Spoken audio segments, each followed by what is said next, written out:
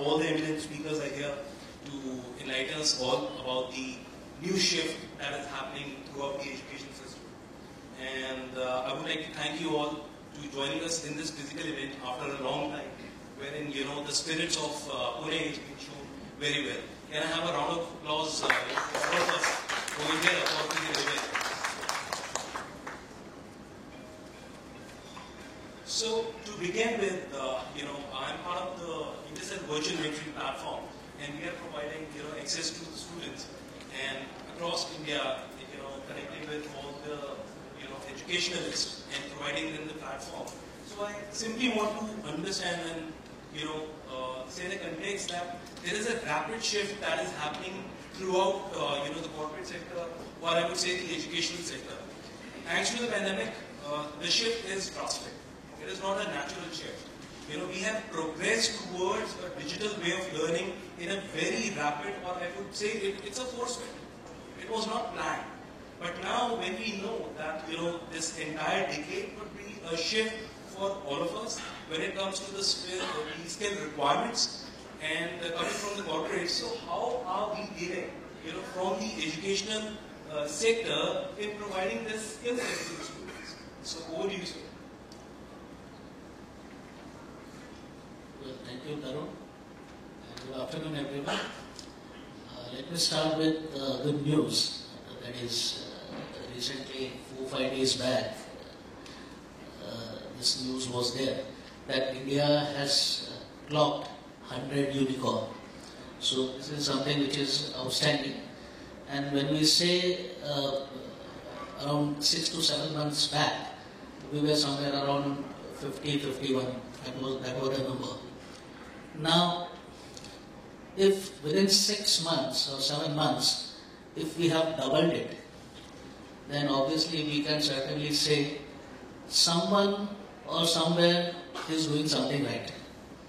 Whether it's a government, it's a corporate or institutes. Because what I see is finally when you talk about startups, it's obviously the industry, government and the institutes which are involved. So when we are talking about skills, when we are talking about professional mentorism, then obviously I feel that we can certainly have a very well part in real sense when we say we are helping government in growing unicorns, in helping government in say economy, in helping government with employability, which is the biggest concern every government says. Now, the second important thing is, now this is my personal view, what I feel is in many the university syllabus or other syllabus is concerned, what I feel is we sometimes teach a lot to the students. Now when I'm saying teaching a lot, it means you can say the subject itself, there are so many subjects that finally we end up with having a person who is jack of all and master of none. So this is one thing which I feel we can have syllabus, we can have our curriculum designed in such a way where finally the person when he passes out, completes his 2 years or 4 years from the engineering, then he should be in a position where he knows what are his strengths, his interests, and after that he should have done some sort of, you can say, in US, in other places, they call it master thesis. In real sense, some sort of research where he wants to get in. So that clarity needs to be there. Second thing which I feel is, when we talk about professional mentorism, at least in our institute, in ASM IBMA, we have been encouraging our students to have connect with industry. In the earlier panel, in the morning, somebody said that you should have mentor who is just 3 or 4 years older than you. And he is absolutely right. So we are encouraging our students to take up mentorship or have connect with, maybe through LinkedIn or social media platform, with those people who are probably they have similar academic background, they are 2 or 3 years senior to you, and they have gone through same process. Now it becomes much easier for a student to connect with those people, and they are also very much interested in guiding students. So this is one step which I feel we are doing it, and others also can follow that. Next, again, something which is very important is we always talk about industry collaboration. Now, a lot of institutes, they have certification programs, they have collaboration with the industry. Here at ASM, we will do it slightly different, and that is we have our normal management subjects which are being taught, but apart from that, we also have modules which students can choose, and these modules they are curated, they are designed, developed, and most important thing is they are delivered by the industry experts, the industry people. For example, we have collaboration with AWS, we have with CRISIL, we have with SAP. So the people who are working in AWS, Amazon, CRISIL, so these people, they come and they train us. So there's a huge difference. I can always have trainers from outside who can teach cloud computing and all those stuff. However, somebody from Amazon who is working there, if that person comes and if he delivers those lectures, train them online or probably on the real practical, you can say, aspect, the things works out very well. Okay, so these are the few things which I feel when you talk about expert mentoring, when you talk about skills, and we are doing it. Obviously, there are many other institutes which also would be working on. Thank you, Dr. Sandeep. The next question would be to Dr. Apur. So, as Dr. Sandeep said that yes, there is a industry connect, and institutes are trying to give the corporate mentoring, or I would say a solution, to reaching out to the right set of people from the industry. But from the education, there is something very common that after getting education from the prominent teachers or lecturers, there is always an exam. The reason for the exam is to understand what the student has learned. So, a lot of institutes, they have certification programs, they have collaboration with the industry. Here at ASM, we will do it slightly different, and that is we have our normal management subjects which are being taught, but apart from that, we also have modules which students can choose, and these modules they are curated, they are designed, developed, and most important thing is they are delivered by the industry experts, the industry people. For example, we have collaboration with AWS, we have with CRISIL, we have with SAP. So the people who are working in AWS, Amazon, CRISIL, so these people, they come and they train us. So there's a huge difference. I can always have trainers from outside who can teach cloud computing and all those stuff. However, somebody from Amazon who is working there, if that person comes and if he delivers those lectures, train them online or probably on the real practical, you can say, aspect, the things works out very well. Okay, so these are the few things which I feel when you talk about expert mentoring, when you talk about skills, and we are doing it. Obviously, there are many other institutes which also would be working on. Thank you, Dr. Sandeep. The next question would be to Dr. Apur. So, as Dr. Sandeep said that yes, there is a industry connect, and institutes are trying to give the corporate mentoring, or I would say a solution, to reaching out to the right set of people from the industry. But from the education, there is something very common that after getting education from the prominent teachers or lecturers, there is always an exam. The reason for the exam is to understand what the student has learned. So, that can be mapped off the level of mentoring that has been provided. a very appropriate question that you've asked, and a very difficult question for somebody who represents the university, so Pune University. So I guess I have very different thoughts on it because I lead the innovation center in the university, and what we're trying to bring in is the ability of people to think. So that's the first part that I want to bring on the table for everybody here, that it's just not about rote learning. It's not about the marks. It is just not about the grades that people have kind of graduated over a period of time. What is very significant and important is how do we build originality of thinking in the students. And I think this is a scale to look at it is very, very significant and important. Just some time back, Dr. Sandeep was mentioning about the aspect of unicorns, etc. I spoke about it, which is something very, I didn't want to touch that subject because this was more on scale, but this is something very close to my heart, and this is what I do day in and day out.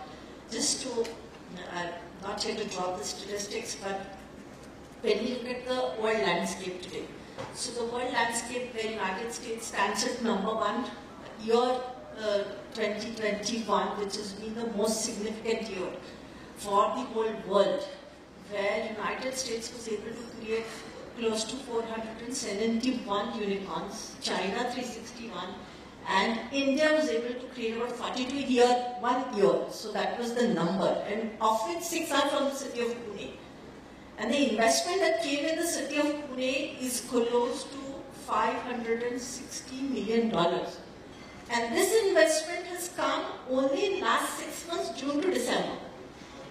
And when we are saying that this is the kind of investment that is coming in a city like Pune, it also translates into the fact that this is also developing industry, increase in GDP, and at the same time, the job creation that's happening. So to answer the question whether we have the right kind of mentors for the students, connecting to the question that you asked me, my answer is a little different because we always have a top-down approach. This is not what works with the student community anytime. And this is what is the mistake that we have been doing for years together. Where we say that, okay, fine, this is a student, and I would like to give you mentorship because I think you are weak in these areas.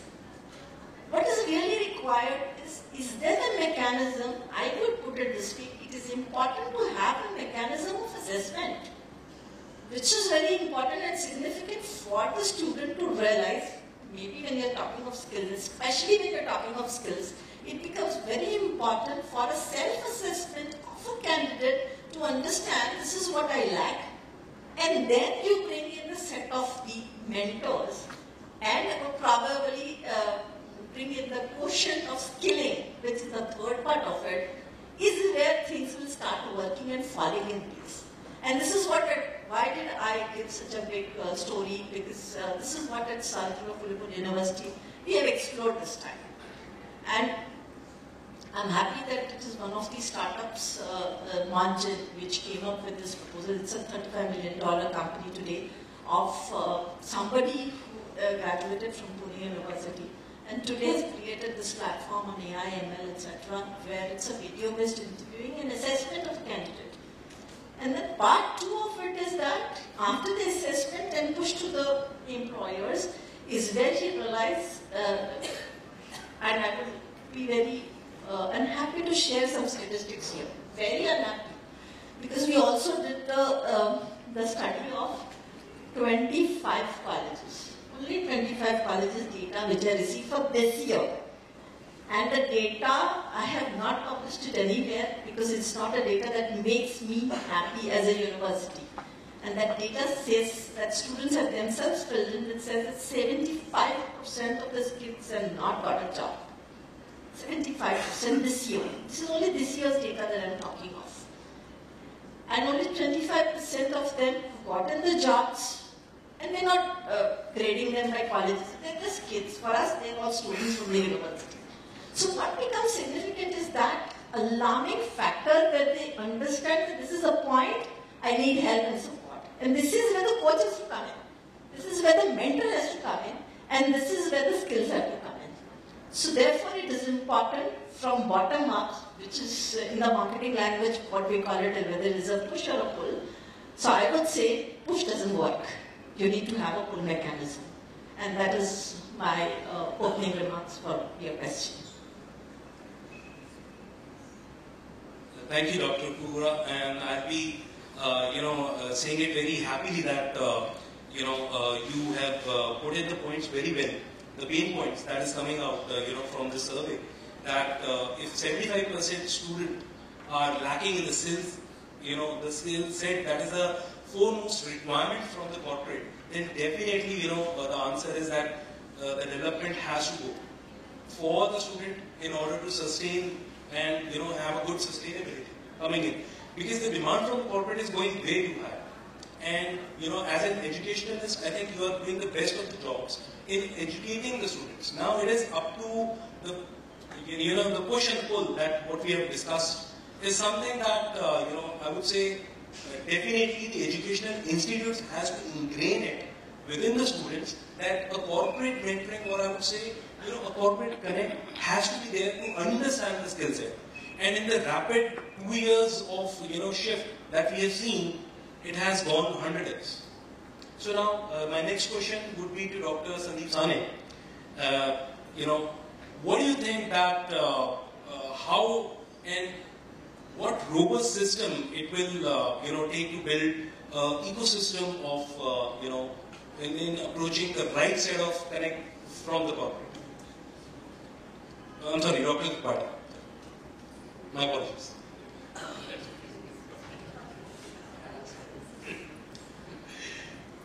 Good afternoon, everybody. I have got a different take on the entire subject if you call it professional mentoring or skill development, or you talk about multidisciplinary approach. Here in the panel we have got two representatives from two universities of Pune, which are outstanding. One is Dr. Gopal from SPPU, then we have got Dr. Vivek Prasad from Bharati Vidyapeeth. And most of us represent management faculty. I would like to talk about management faculty only. When it comes to mentoring, if you see, thanks to the pandemic, we have seen a big shift of the role of a teacher. Initially, we used to be teachers, faculty members. Then came a time when we were facilitators. Then, due to the pandemic intervention, mentoring became much more important for all of us, because the students, even today, we are finding them difficult to come out of the psychological trauma which they've gone through. Yes, thanks to the digital platform, it helped us a lot to do with our designing, delivery, and evaluation of the curriculum. But it is just a platform. What we are missing is the students are missing the classroom. What I mean by classroom is physical interaction. Because there are a lot of, when I talk of the skills, there are two types of skills I talk about. One is technical skills and other is behavioral skills. Technical skills, yes, digitalization can take care of it. What about the behavioral skills? Right from your interpersonal skills to your team building skills, conflict resolution skills, negotiation skills, all a plethora of them which form the entire ambit of managerial skills per se, can't be delivered on digital platform. Secondly, students, partly due to our mistakes of the regulatory authorities also, might be hindsight, it was not meant for. The examination, the evaluation system took a backlash completely. Online examination, became equivalent to examination administered by MCQs. So much, the student became so much acclimatized with that kind of activities during this pandemic time that even today they are not ready to come back to the classroom, and they still demand that there should be online examination, because the students who are supposed to be scoring 50%, 35%, so-called slow learners, they started scoring 90%, 95%. And thanks to the lacuna in our system to have a robust evaluation system. We, the teachers, are responsible for it. That's what my take is. We started mentoring. Mentoring as such, I was discussing with somebody, mentoring is not new to the Indian context. It has been there since ages. If you go to Mahabharata, there you see, Lord Drona taught Arjuna the skills as guru, but the mentor was Lord Krishna. If you see Nalanda University, 3,000 students and 1,000 teachers in those days. 1:3 was the ratio of mentor and mentee. We have here in Indian context, we have what Alkamana rightly pointed out, we have a top-down approach. And unless and until something is forced upon us, we don't do it. Thanks to NBA, thanks to NAC, we came to know about CO-PO mapping and PEO and what is the vision of the institute, what is the mission of the institute. In a very lighter note, I would like to say that most of teachers like us, we are not familiar with that 7 years back. And now came pandemic, then we become much more conversant with the digital platform. Came NEP, and now we are sitting and discussing actually what should be the role of a mentor. And how the mentor should really, expertly, should help the student to develop his skills, and how it can really help us building a robust education system. Mentoring, when we started, even today in many institutes, because when I talk many institutes, or today sitting over here in Pune in this hotel, I am talking about the institutes which we represent in Maharashtra. I am talking of Pune, Satara, Kolhapur, Nagpur. I am not talking about the world institutes. Over here, we find a lot of difficulties in terms of teachers having the hat of mentor. There are a lot of myths about mentoring. Whether mentoring is one-time, whether mentoring is subject-wise. Is the mentor supposed to interact only with one student? Vice versa, is the student supposed to take only one mentor? Should the mentor be available to the student during only the office hours? There are a lot of questions. And the answer to those questions, we have been searching on our own.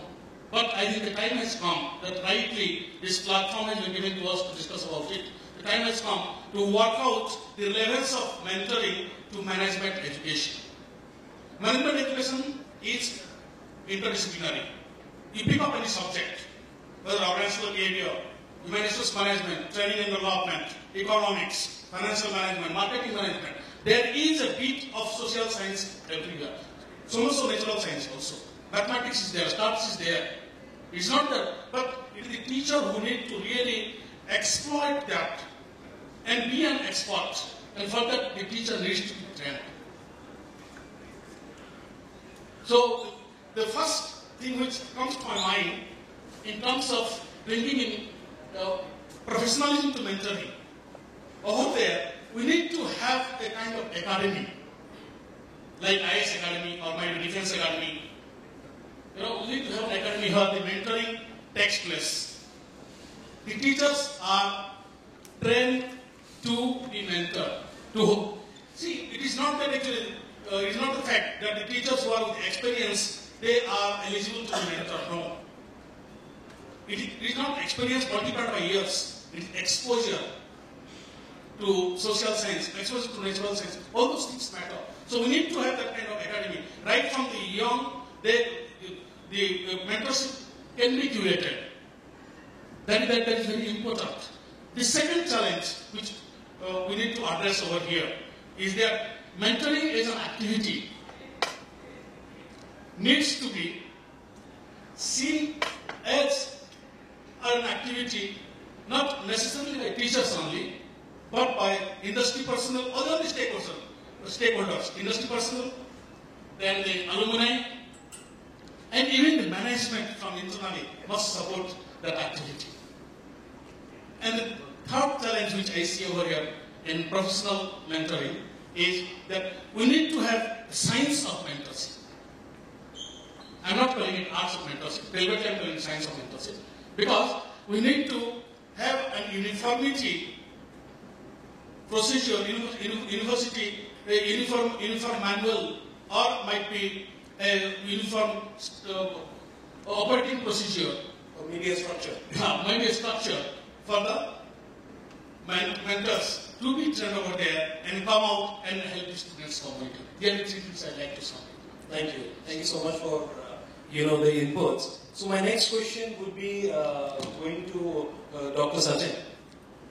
So, sir, we have talked about NEP and the way the things are shaping up as per the skill development also. So, what do you think, as per the corporate requirement that is coming in, as per the fitment, what NEP is trying to do for the skill development?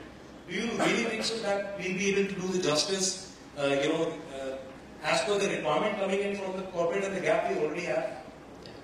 Thank you. I'm very happy to see a smile on everybody's face. And the reason is we are well blessed, and therefore we are feeling blessed, and we are not stressed. But if you see the students' community, it is completely stressed. And there the role of mentoring comes. A to A, that is admission to alumni. R to R, when it comes to employees. R to R, that what I mean is recruitment to retirement. Even for a very happy married life, the happiness index is very, very important today. A boss in the house has to be happy, and the boss in the office also has to be happy. And if both are happy, then the happiness index is very, very high. And I can see here, I think we have been managing our boss very well. Am I correct? Now coming to NEP that you talked about, NEP, my personal opinion, it will definitely help the corporates, the entire education system, because the NEP, after 39 years, there have been some changes. It is talking about vocationalization of higher education, school education. From the middle level schools only, there will be vocational courses. Multiple entry, multiple exit. You complete 1 year, you get a certificate, 2 years diploma, 3 years degree, and again 4 years degree. Now there is a committee appointed. And very, very important, it is talking about a global citizen, a sense of belonging towards the country. India first, that is the focus. And we want global citizens who are very responsible. That is the very focus of the national education policy. And very, very important, I would say, the three very important principles, the Indian roots, I would say, the NEP talks about you stay to the Indian roots. Vasudhaiva Kutumbakam. The whole world is one family. The second very important thing is Atithi Devo Bhava. Now we say Atithi Kab Jaoge. Now, but very important is Atithi Devo Bhava. And third, in the pandemic we realized our Namaste. How important this Namaste has been. From President of America to the Prime Minister of every foreign country, they started doing Namaste. And when we say Namaste, we mean that no negativity, no negative things should be passed on from my side to your side. Only positive things. And see the atmosphere here. I must congratulate the organizing team. Excellent organizing I have seen. And the very topic, the professional mentoring and all. And I have the personal opinion that Academic Bank of Credit, the credit transfers. The 50% credit I take from Bharati Vidyapit, and the other credit I ask for from the Savitribai Phule University or some other university. And very important is now UGC has allowed students to go for 2 degrees simultaneously. There was a permission to go for degree and diploma, degree and certificate. Now these are going to definitely make changes.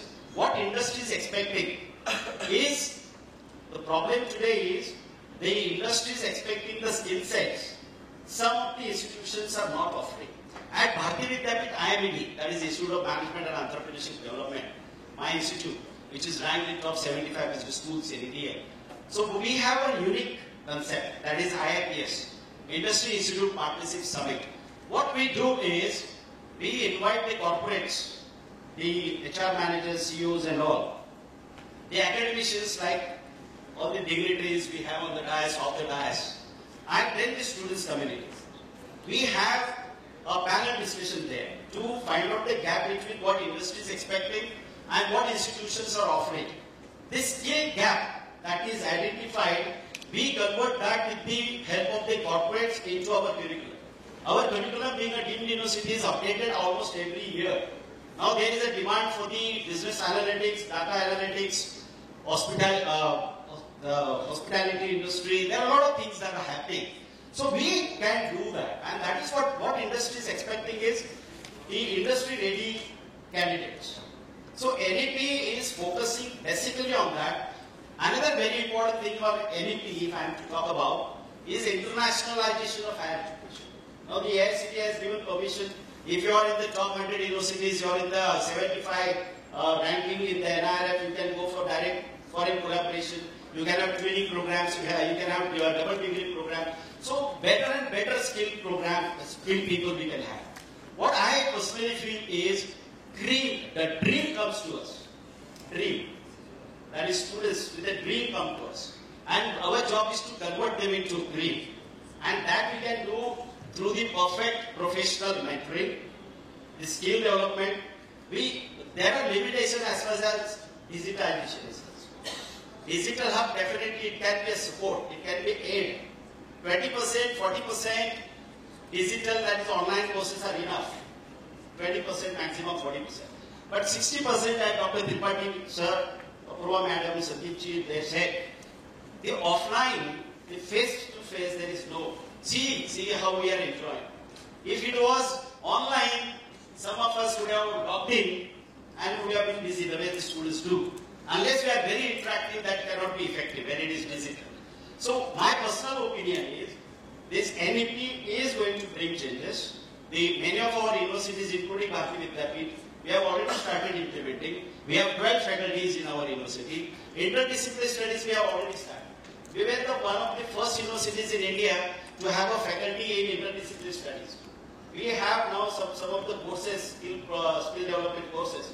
I am offering MBA, I have some courses for pharmacy, some of the courses from law, some engineering, and vice versa. So this we have already started. And what industry is looking for is a person, as sir said, master of all trades, but master. What? Jack of all trades, master of none. What industry is looking for today? Jack of all trades, master of one. They want somebody to know what finance, marketing, HR, operations is. But he must be master in one of the areas so that that particular department can be a profit center. So there I have, out of my experience of 37 years, if given an opportunity in the second round, when it comes to me, this, I would like to share, I have developed one theory which will be very useful. I got an International Speaker Award in Bangladesh for that. It got published. It is a very simple theory because one basic question each one of us is asking to ourselves and to our organization is my organization growing or growing old? If it is growing, my strategies are different. If it is growing old, my strategies got to be different.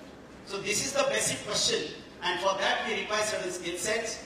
We require mentoring at every stage today. The world has changed so fast. The pandemic has badly affected each one of us. So professional mentoring is need of the day. Skill development is a need of the day, and we have to have a robust education ecosystem, and that is possible only when we start implementing this NEP, the best of these strategies that we have. Alumna again, Alumna Connect, Industry Connect, International Connect, these are the things which are focused by the NEP, and if we implement that very effectively, and for that you require ecosystem. We all need here, Savitribai Phule University, hum sabko haath. We have to go hands in hands. Yes, and then only this NEP will be a success, and the industry will be happy to get the right type of candidates, and it will be a best match. Thank you. Thank you, Dr. Sachin, and those were the valuable insights. And to put this across for the next speaker, please I would like to know that really the educators need to develop the competencies that is required right now from the corporate mindset. I'll come to you. First of all, I'm very thankful to organizers that as students have transited from online to offline, they have made this event also offline, because we were much confused about the loudspeaker on masjids, Hanuman Chalisa and Yogi, Bogi, etc. And now we are back at platform. So thanks to organizers. Sir, I will highlight a case study which we did in our institute. Before that, let me tell you there are different types of mentoring, that is mentoring for young people, mentoring for leaders, mentoring for newly qualified teachers, as your question is. We were facing problems in civil engineering department, civil students placements. Because if you see the kind of placement package the CS and IT student gets as compared to civil engineers was pathetic. Just to share with you, for civil engineering students, it was not more than 1 lakh rupees per annum. So that was basically frustrating to these people.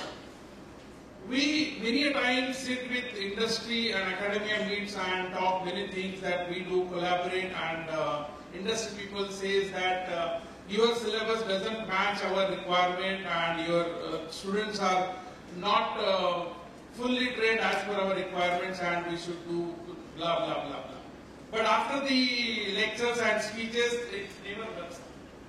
So what we did, we had taken the initiative as Universal College of Engineering in Mumbai, and we called all the principals and head of the departments where civil fraternity is being taught, and we interacted with 4 industry people who were very enthusiastic and were on advisory boards of IITs. They said that we need certain skill sets, and we will definitely increase the pay package of the civil students to matching to the level of CS and IT students. Then what would be the agenda? So what we did, we chose the 4 areas of civil engineering, because we have design, we have structures, we have homework, etc. The syllabus was designed by industry people. The syllabus was taught by industry people. We did it that way that when the industry person was teaching to our students, 2 of our teachers were also attending these sessions as the students, because we have created 2 more trainers to teach the future batches. And that way, we could train as per skills of the requirement of the industry around 120 students, and we could place them to the level of CSIT students. So that was the ecosystem which we created in our college. That is basically a pilot model, and it got successful. Now we are going for next 4 skill sets, basically civil engineering, because there is a lot of demand and a lot of requirements in the IT industry. Second thing, teachers training is very much required, because teachers have to be mentored. If you see, if you see the second year engineering students, this which is there in my college, has never gone to the college for 11th and 12th, neither the first year of engineering. After 10th, they are directly in the second year of engineering, and we have started offline lectures from 1st of February in the full strength. Students are short-tempered, students are having less tolerance. As Sir has rightly said, they are more stressed. And Sir has said they are not ready to write offline exams. Okay, this is a challenge to the teachers. So first, teachers need to be mentored and made ready to follow these kind of transitions which is taking place, and mentor the students in such a way that they are accepted in the industry. Okay, that is one thing. There are a lot of challenges. I had just jotted down one poem to close my notes. Due to a lot of innovations and skill sets, what we have come today. Today's cars have become keyless. Today's communications have become wireless. Today's cooking has become fireless. Today's food has become fatless. Today's sweets have become sugarless.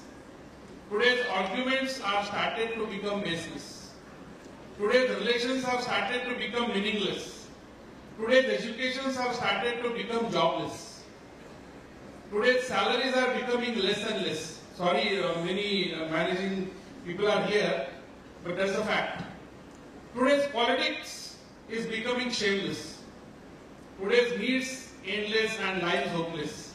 This is all because our society is becoming more and more godless. Because we are not sticking to our roots. Sir has already mentioned about the Mahabharata, some speakers have mentioned about our Nalanda and universities well behind, where the mentoring was basic tool to create the Gurukul pattern that has to come back, and I would strongly believe that ambience of classroom is required by a teacher to mentor the students, to a teacher to mentor the experienced people.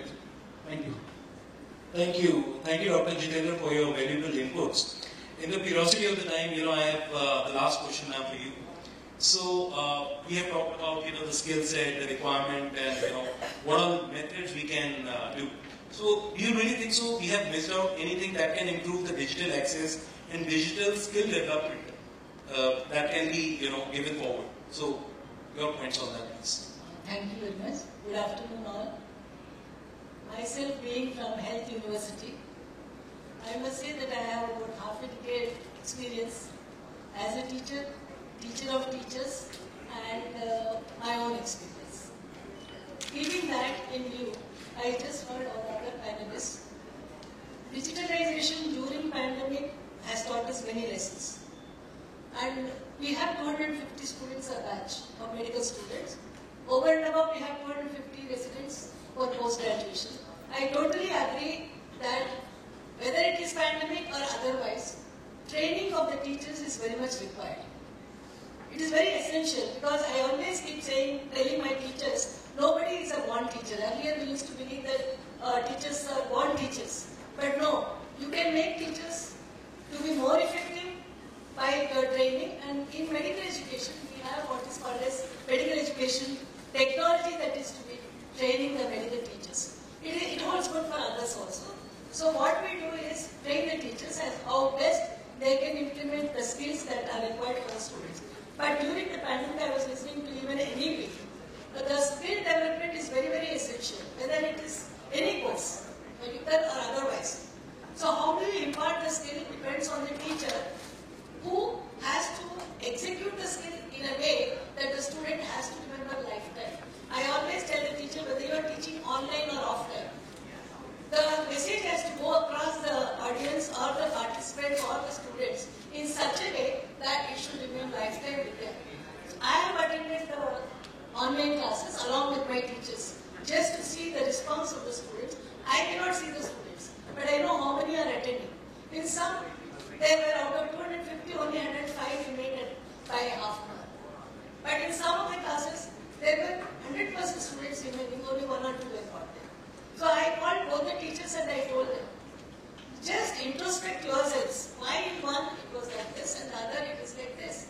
And let's see how best you can modify your own teaching and then execute it. So as well as professional skill development, I feel I was just listening to madam. We always say that students, once you ignite, they are the ones who do the best, innovate. So you just leave it to them, tell them this is your responsibility, you have to learn, and you show them once. I must now share at this time that I am from D.Y. Patil University, Dean University.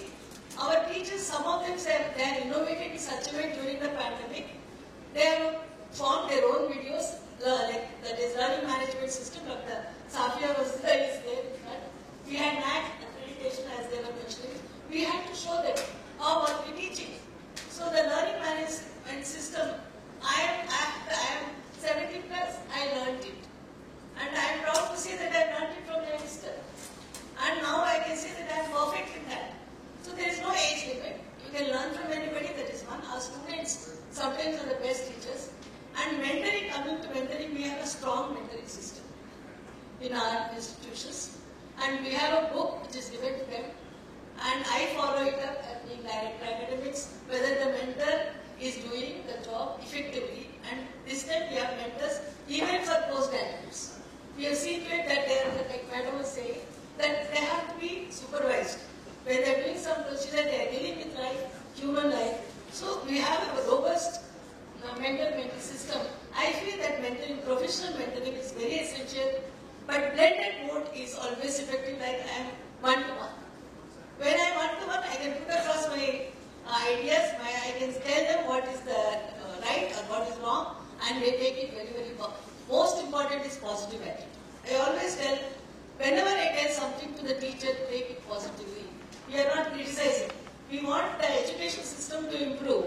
We want to bring in a change in our students because our students, youngsters, are the future of our country.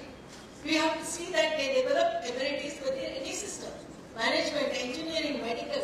We have to see to it that they learn the subject properly and then put it across to the society that is going to be useful forever. So I believe in that 70-20-10, that system, that should be a reality. And all of us, like I say, I quote always Swami Vivekananda, please go down to the level of the student. However much you know, you are knowledgeful, but please go to the level of the student and teach and make sure. When I take 1 hour, and I don't take 1 hour lecture, 40 minutes. Because 1 hour they don't pay attention. I ask them, can you reproduce tomorrow morning at least 60% of what I taught you? So that should be the take-home message for the student that they have understood. Unless and until every teacher has to make an effort. As I said, management or engineering or medicine, irrespective of that, please see to it, whatever message you are telling them, it should be carried. That is the professional mentoring we expect from every teacher. And for that, a lot of hard work is required. Ethics is one thing that is really coming up in a big way. So I thank all of you for giving me this opportunity. Thank the organizers. Thank you, sir. Thank you, Dr. Pawar, and a huge round of applause, not only for admitting her age, but admitting the learning what she's got. And thank you all the eminent speakers. We have a lot of questions to continue, but I know we have the curiosity of time. We have to end this session. It was a great learning, and thank you all to be at this session. So Monday International Competitive T20. Can't help it. Thank you so much, everybody. Now I would like to request Mr. Chandan Anand to come here on stage and felicitate our eminent panel speakers.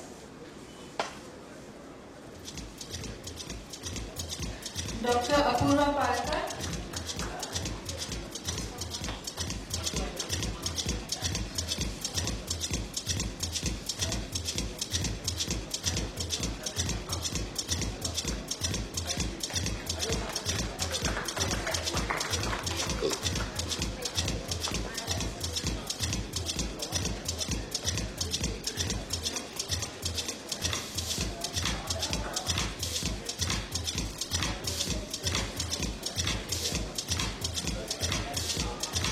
Dr. P. Vatsala Swami.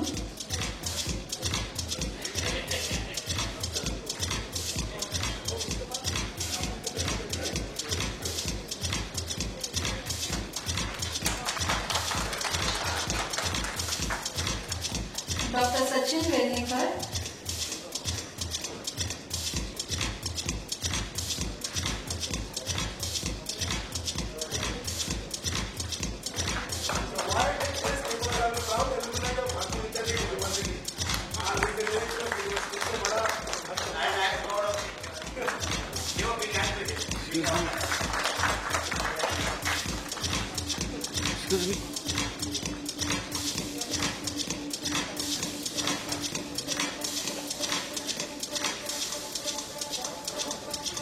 Mr. Jitendra Patil, Campus Director, Universal College of Engineering.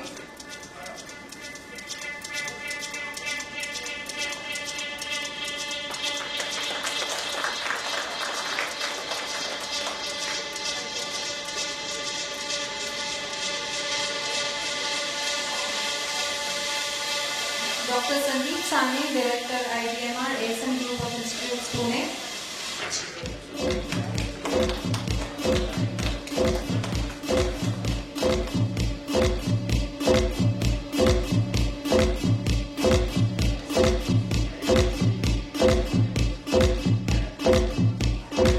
Professor Lakshman Kumar Tripathi, Director, Sai Balaji International Institute of Management and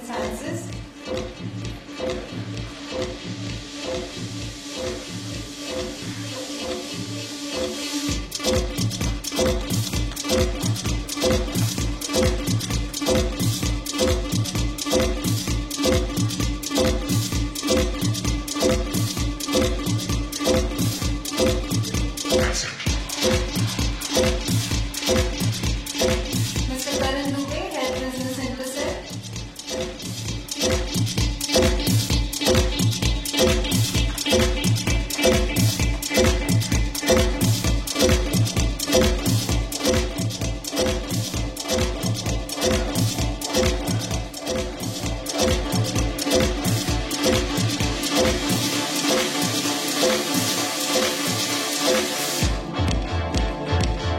Thanking everybody. Thank you, Mr. Chandranath.